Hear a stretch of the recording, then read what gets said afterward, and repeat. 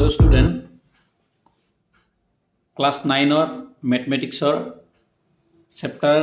1 আৰু revision পৰা আমি 12 টা question লৈ আহিছো MCQ যিবোৰ বেলেগ বেলেগ পৰীক্ষাত আহিছে প্ৰি ফাইনাল অথবা হাফ ইয়াৰলি পৰীক্ষাত যিবোৰ তোমালোকৰ নেক্সট পৰীক্ষা বিলাকৰ কাৰণে সুবিধা হ'ব এটা আইডিয়া পোৱা যাব বলা আৰম্ভ কৰো ফাৰ্স্ট কোৱেশ্চনটো দিয়া আছে আমাক How many natural number in between 3/5 and 4/5?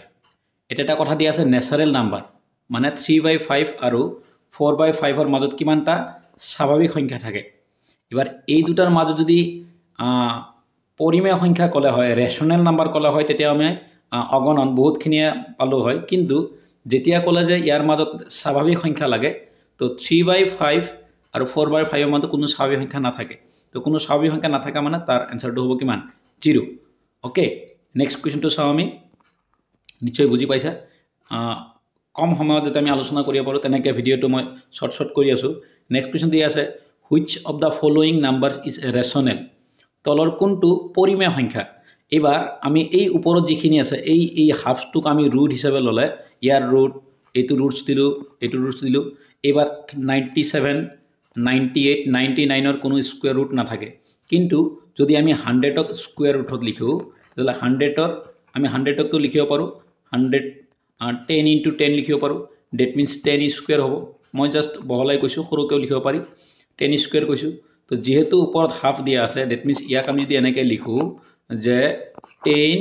Square 100 এর হৰণি ইনটু ওপৰত হাফ 1/2 তেতিয়া হলে এই 2 2 ক্যান্সেল হলে তাৰ आंसरটো কিমান হ'ব 10 হ'ব গতিকে ইয়াৰ স্কয়াৰ ৰুট আছে ই হ'ব এটা তোমাৰ ৰেশনাল নাম্বাৰ মানে পৰিমেয় সংখ্যাক আমি p/q ফৰ্মত প্ৰকাশ কৰিব পাৰি ইয়াক p/q ফৰ্মত লিখিব পাৰিম বাকিবোৰক লিখিব নোৱাৰিম সেই কাৰণে আমাৰ এই ডি নম্বৰটো হ'ব কাৰেক্ট आंसर ৰাইট এবাৰ যদি আমি নেক্সট কোৱেশ্চনটো চাও নেক্সট কোৱেশ্চন দিয়া আছে যে which is the number obtained on rationalizing the denominators of 1/8 মানে এই যেটো সংখ্যা দিয়া আছে 1/8 ইয়াৰ হৰ যদি পৰিমেয় কৰা যায় হৰ মানে ডেনোমিনেটৰ বুলি কয় তলৰ ৰাখিটো কয় হৰ পৰিমেয় কৰিলে আমি সংখ্যাটো কি পাম এটো দিয়া আছে 1/8 হৰ পৰিমেয় কৰা মানে তলৰ ৰাখিটো পৰিমেয় কৰা এটো 8 আছে ৰুট 8 এৰ কোনো স্কয়াৰ ৰুট নাই গতিকে এটো তোমাৰ পৰিমেয় সংখ্যা এতিয়ালৈকে হোৱা নাই সৰি এটো তোমাৰ কি কয় পৰিমেয়কৰণ হোৱা নাই কৰিব লাগিব পৰিমেয় কৰিম এতিয়া এটো পৰিমেয় কৰিবৰ কাৰণে আমি তলত এটা ৰুটটো পূৰণ কৰিম ওপৰটো ৰুটটো পূৰণ কৰিম কৰাৰ লগে লগে তলত হৈ যাব √16 হৈ গল কাৰণ 2 আৰু 8 পূৰণ কৰিলে 16 হ'ব ওপৰত একৰ লগত ৰুটটো পূৰণ কৰিলে ৰুটটো থাকিব এইবাৰ ওপৰৰ ৰুট থাকি গল এই √16 এৰ স্কয়াৰ ৰুট হৈছে 4 দ্যাট মিন্স 2/4 তো কাৰেক্ট आंसरটো হ'ব তোমাৰ √2/4 নেক্সট কোৱেশ্চনটো দিয়া আছে আমাক which of the following numbers less than 1 মানে তলৰ কোনটো সংখ্যা একতকে সৰু হ'ব তলৰ কোনবোৰ সংখ্যা একতকে সৰু এটা চাৰিটা সংখ্যা দিয়া আছে ইয়াত এই চাৰিটাৰ ভিতৰত কোনটো একতকে সৰু হেতু আমি বিচাৰি উলাব লাগে এটা প্ৰথমটো দিয়া আছে 3^0 তুমি জানা এটা ফৰ্মুলা আছিল a^0 = 1 দ্যাট মিন্স কোনো এটা ৰাশিৰ ওপৰত যদি ভ্যালু পাৱাৰটো 0 আহি যায় তাৰ ভ্যালু পাম 1 তাৰ মানে প্ৰথমটো 1 গতিকে এটোটো একতকে সৰু নহয় নট লেস দেন সৰু লেস দেন 1 তো আমি নেক্সটটো যদি চাও 2 নম্বৰটো দিয়া আছে -3 ওপৰত দিয়া আছে কিউব দ্যাট মিন্স এটো মান 3 বাৰ পূৰণ কৰিব দিছে তো -3 * -3 * -3 যদি আমি 3 বাৰ পূৰণ কৰো 3 3 * 9 3 9 * 27 তো -27 দ্যাট মিন্স মাইনাস দিহেতু থাকি গল গতিকে এটো 0 তকে সৰু হল এটা পালো এটো একতকে সৰু তোমাৰ 0 তকে সৰু এটো মাইনাসত গৈছে মানে 0 তকে সৰু গতিকে 0 তকে সৰু মানে একতকে ডেফিনেটলি সৰু তো প্ৰথমটো একতকে সৰু নেক্সট এবাৰ আমাক দিয়া আছে এটো 3 পাৱাৰটো দিয়া আছে 3 -3 যদি ইয়াক আমি উল্টাই দিও তেতিয়ালে ফৰ্মুলা মতে 1/3 এটো আহিব তোমাৰ কিউব 1/3 মানে তোমাৰ একক 3 এ ডিভাইড কৰা গৈছে একক 3 এ ডিভাইড কৰিলে आंसरটো মোটামুটি কিমান আহিব তোমাৰ 3 ৰে যদি একক হৰণ কৰা যায় তো ডাইৰেক্ট না যাব ডেসিমেল দিলে মানে ডেসিমেলত আহিব তো ডেসিমেলত আহাৰ লগে লগে তাক যদি 3 বাৰ পূৰণ কৰে তো ডেসিমেলি থাকিব বস্তুটো যদি মই 1 ক 3 ৰে ডিভাইড কৰো তেতিয়া হলে ডাইৰেক্ট ডিভাইড না যাব ডাইৰেক্ট ডিভাইড নগলে ডেসিমেল দিব লাগিব 0 আহিব তে 3 টাইম যাব তাৰ মানে 3 3 * 9 মানে 0.333 আহি যাব তো ইয়াৰ ভ্যালুটো হ'ব 0.33 যদি তিনিবাৰো পূৰণ কৰা যায় তথাপিও গৈ গৈ ই 1 তকৈ কি থাকিব সৰুৱে থাকিব তাৰ মানে 2 নম্বৰটো 1 তকৈ সৰু আৰু 3 নম্বৰটো 1 তকৈ সৰু কিন্তু যদি মই এইটোক লওঁ তেতিয়াহ'লে এইটোক ল'লে কিন্তু ই 3 তকৈ সৰু নহ'ব কেনেকৈ যদি মই এই ৰাখিটো লওঁ 1/3 পাৱাৰ দিয়া আছে 2 -2 ইয়াক উলটাই দিয়াৰ লগে লগে 3 ওপৰত যাব 1 টো তলত যাব আৰু ওপৰৰ -টো প্লাছ হৈ যাব ফৰ্মুলা মতে তেতিয়াহ'লে এইটো 3 * কি হ'ব 3 * 3 মানে কিমান 9 তো 9 টো 1 তকৈ ডাঙৰ তো এই 1 নম্বৰটো 1 তকৈ ডাঙৰ হ'ল মানে 1 ৰ সমান হ'ল আৰু 4 নম্বৰটো 1 তকৈ ডাঙৰ হ'ল আমাক সুধিছিলে তলৰ কোনটো 1 তকৈ সৰু which of the following numbers are less than 1 that means 1 তকৈ সৰু তো 1 তকৈ সৰু হৈছে 2 নম্বৰটো আৰু 3 নম্বৰটো তো অপচন বি নম্বৰটো হ'ব কাৰেক্ট ৰাইট নেক্সট নম্বৰটো চাওঁ আমি নেক্সট কোৱেশ্চনটো দিয়া আছে আমাক এই কোৱেশ্চনটো ভুলকৈ আহিছিলে কোৱেশ্চন এই গোটেইকেইটা কোৱেশ্চন মই বাৰে বাৰে কৈছোঁ গোটেইকেইটা কোৱেশ্চন অন্যান্য পৰীক্ষাত আহা তাৰ পৰা মই কালেক্ট কৰি জাষ্ট সলভ কৰি দি আছোঁ তোমালোকৰ সুবিধাৰ কাৰণে তো এতে যোনটো দিয়া আছে এই কোৱেশ্চনটোই ভুল আছে ডাইৰেক্ট এটা দিয়া আছে আমাক যে ৰুট অভাৰ মই অংকটো যদি কৰি দিওঁ অলপ এটা দিয়া আছে আমাক ৰুটছ দিয়া আছে ৰুটছ a b c এটা দিয়া আছে ওপৰত দিয়া আছে power whole to the power twice m তো এই টুৱাইছ m যে দিয়া আছে এই ৰাশিটোৰ অপচনত নাই এই অপচনটোৱে ভুল হৈছে কৰো এই অংকটোৱে কৰো তেতিয়াহ'লে এই a b c ওপৰত আহিব হাফ কিহৰ কাৰণে যেতিয়া ৰুটছ উঠাই দিম আৰু ওপৰত পাৱাৰটো আহিব টুৱাইছ m হলে এই 2 টো কেনসেল হ'ব তেতিয়াহ'লে m থাকিলে গোটেইকেইটাৰ ওপৰত অৰ্থাৎ a two the power m b two the power m আৰু c two the power m এইটোহে একচুৱেল এনসাৰটো হ'ব লাগে তো এইটো অপচনটোৱে নাই এতে ওকে কোৱেশ্চনটোই ভুল দিছিলে হ'ব পাৰে এনেকুৱা মিস্টেক হৈ যায় কেতিয়াবা এইটোৰ কাৰেক্ট আনসাৰটো হ'ব a two the power m b two the power m c two the power m okay next চোৱা যাওক নেক্সট কোৱেশ্চনটো দিয়া আছে আমাক কাখৰ চিত্ৰত সৰলৰেখাডালৰ কি সংখ্যাৰ ৰেখা বুজাইছে এইবাৰ দিয়া আছে what numbers of line does the number line in the figure represented আমাৰ এটা দিয়া আছে পজিটিভ ইন্টিজাৰ মানে ধনাত্মক সংখ্যা ডেফিনেটলি নহয় কিয়নো এটা মাইনাছত আছে তাৰপিছত কৈছে ঋণাত্মক সংখ্যা অখণ্ড সংখ্যা আছে আমাৰ কন্ডিশনটো এটা আছিল যে ধনাত্মক আৰু ঋণাত্মক একেলগ মিলি অখণ্ড সংখ্যা হ'ব যেহেতুতে ধনাত্মক ঋণাত্মক দুইটা দিয়া আছে ইয়াতে কাৰেক্ট আনসাৰটো হ'ব অখণ্ড সংখ্যা ওকে ঠিক আছে নেক্সট কোৱেশ্চনটো দিয়া আছে আমাক কৈছে যে কোনো এটা বস্তু 100% লাভত বিক্ৰী কৰিলে কিনা দাম আৰু বেচা দামৰ মাজত সম্পৰ্ক কি হ'ব if a product is sold in a profit of 100% then what will be the relation between its cost price and selling price এটা বস্তু মই কিনিছো কিনি 100% লাভত বিক্ৰী কৰি দিছো that means মই যদি 10 টকাত কিনিছো তেতিয়াহ'লে আৰু 10 টকা লাভত 20 টকাত বিক্ৰী কৰি দিছো মই তেতিয়াহ'লে 100% হ'ব 100 টকাত কিনিলে আৰু 100 টকা বেছি তাৰ মানে 200 টকাত বিক্ৰী কৰিব লাগিব অৰ্থাৎ কিনা দামটোক আমি কেইগুণ কৰিব লাগিব দুগুণ কৰি দিব লাগিব তেতিয়াহ'লে এই সি নাম্বাৰ এটা অপচন আছে এটুকেই কাৰেক্ট হ'ব নিশ্চয় বুজি পাইছা 100% মানে হৈছে যিমান দামত কিনিব তাতকে হিমান দামেই লাভত বিক্ৰী কৰিব লাগিব লাইক মই 2 টকাত কিনিলে 2 টকাতেই বিক্ৰী কৰিব লাগিব যদি মই 100 টকাত কিনো 100 টকাতেই বিক্ৰী কৰিব লাগিব তেতিয়াহ'লে এইটো 100% লাভ হ'ব ওকে মানে তেতিয়াহ'লে 100% লাভ হোৱাৰ কাৰণে বস্তু এটাক এই কিনা দামটোক ডাবল হ'ব লাগিব তো এটা দিয়া আছে সি নাম্বাৰ অপচনটো যে 2 into cost price equal to selling price মানে কিনা দামক 2 গুণ কৰি দিলে বেচা দামৰ কি হ'ব সমান হ'ব লাগিব ওকে নেক্সট কোৱেশ্চন যদি চাও আমি what will be the distance between 2 and -2 in a number line মানে এটা সৰলৰেখাৰ 2 আৰু 2 ৰ মাজত কিমান ব্যৱধান আছে তুমি এটা নাম্বাৰ লাইন যদি বনাই লোৱা 1 মিনিটৰ কাৰণে বনাই ললো মই এটা নাম্বাৰ লাইন মাজত দিলো মই 0 ইফালে 1 ইফালে কি 2 এবাৰ -1 আৰু -2 আমাক খুদিছে -2 আৰু -1 ৰ মাজত ব্যৱধান কিমান চোৱাচোন কিমান ঘৰ 1 ঘৰ 2 ঘৰ 3 ঘৰ 4 ঘৰ ইয়াৰ ব্যৱধানটো হ'ব 4 নেক্সট কোৱেশ্চনটো দিয়া আছে এই কোৱেশ্চনটো তোমাৰ ক্লাস 10 ৰ কাৰণেও প্ৰয়োজনীয় হয় কোৱেশ্চনটো দিয়া আছে যে পৰিমেয় সংখ্যা দশমিক প্ৰসাৰণ মানে এটো বেঙ্গলীত দিয়া আছে কোৱেশ্চনটো বেঙ্গলীত হয়তো কাছাৰ বা তেনেকুৱা ডিস্ট্ৰিক্টত আহিছিল এটো পৰিমেয় সংখ্যাৰ দশমিক প্ৰসাৰণ কি হ'ব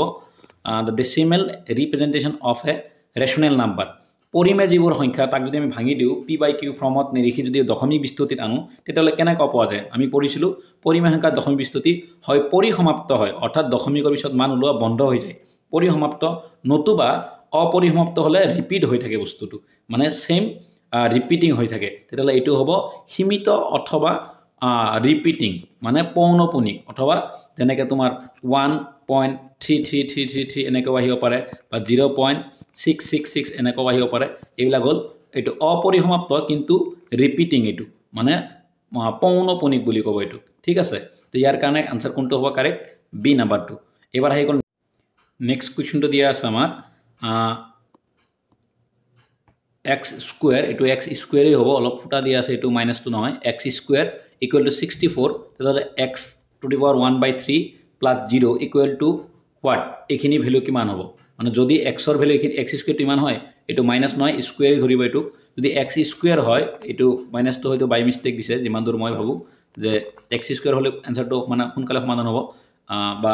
x স্কয়ারই হ'ব লাগে এটো x স্কয়ার হলে তেতিয়াহলে এই x এর ভ্যালুটো হ'ব 8 কাৰণ তোমালোকে জানা স্কয়াৰ উঠাই দিলে এফালে আহিব ৰুট ওভাৰ চিন আৰু যাৰ কাৰণে এইটোৰ বৰ্গমূল হ'ব কিমান 8 যদি 8 বহাই দিম আমি এইখিনি বস্তুত মানে কিমান হৈ আছে তোমাৰ x দিয়া আছে লগতে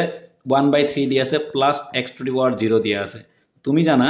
যেতিয়া এই x হেৰি কৰিবা x ৰ জায়গা যদি আমি 8 বহাই দিও 8ক আমি কেনেকৈ ভাঙিব পাৰো 8ক আমি ভাঙি দিম 2 এৰে 4 বাৰ আকৌ 2 এৰে কেইবাৰ 3 বাৰ তাৰ মানে এই x ৰ জায়গাত আমি তোমার সরি দুইবার x এর জায়গাত আমি 2 লিখে পারো তিনিটা অর্থাৎ 2q লিখি উপরত লিখিম আমি 1/3 1/3 যেতিয়া লিখিম আমি এই 3 আৰু 3 ক্যান্সেল হ'ব থাকিব তোমাৰ 2 to the power 1 2 to the power 1 মানে তাৰ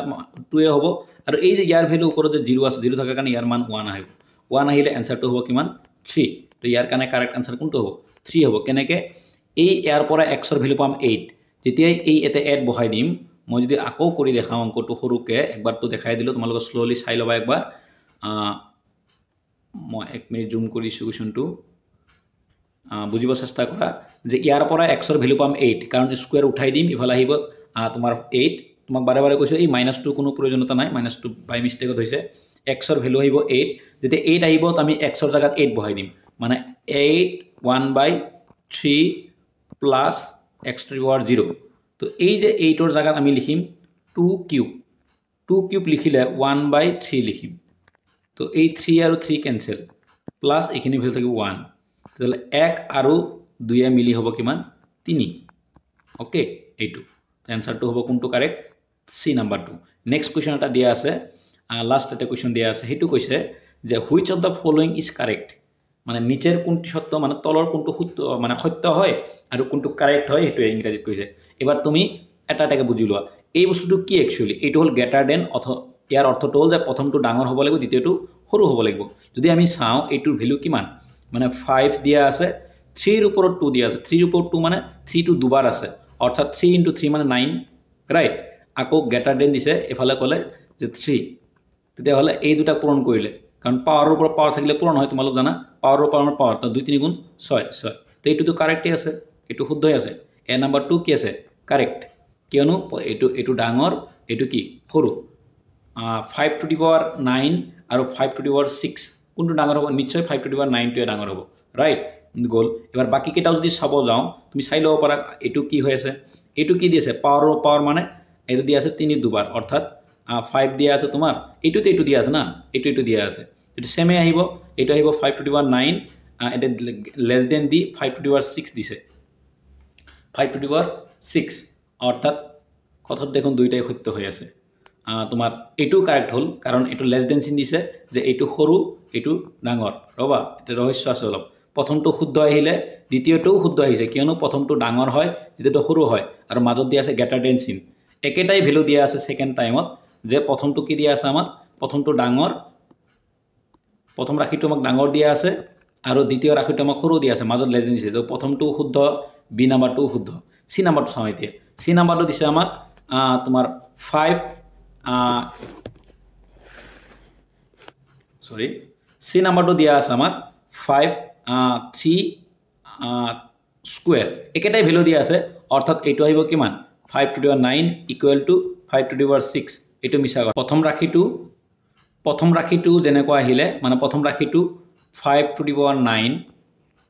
আকৌ দ্বিতীয় ৰাখিটো হৈছে 5 টু দি পাওয়াৰ 6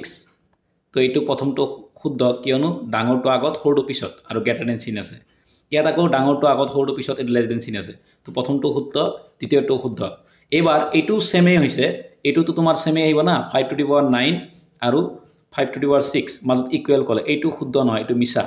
এইবাৰ চাওঁ এইটো কি দিয়া আছে এইটো দিয়া আছে আমাক তোমাৰ 2 টু দি পাৱাৰ কিউব মানে 2 তিনিবাৰ আছে 2 তিনিবাৰ হয়তো আড হ'ব মানে 5 টু দি পাৱাৰ এইটোৰ কাৰণে হ'ব 5 to the power 8 less than 5 to the power এইটো যদি তোমাৰ 2 3 6 তো এইটো কাৰেক্ট তো প্ৰশ্নটো ভুল হৈছে প্ৰশ্নটো হ'ব লাগিব ইনকাৰেক্ট অসত্য ঠিক আছে কাৰণ প্ৰথমটো শুদ্ধ দ্বিতীয়টো শুদ্ধ তৃতীয়টো শুদ্ধ নহয় ডি নম্বৰটো শুদ্ধ এই সি নম্বৰটো শুদ্ধ নহয় তোমালোকে বুজি পাইছানে সি নম্বৰটো শুদ্ধ নহয় সি নম্বৰটো যেহেতু শুদ্ধ নহয় গতিকে ওপৰত আনসাৰটো হ'ব কোনটো অসত্য সত্য নহয় ঠিক আছে ওকে আশা কৰোঁ বুজি পাইছা আমি আৰু অন্য এটা ভিডিঅ'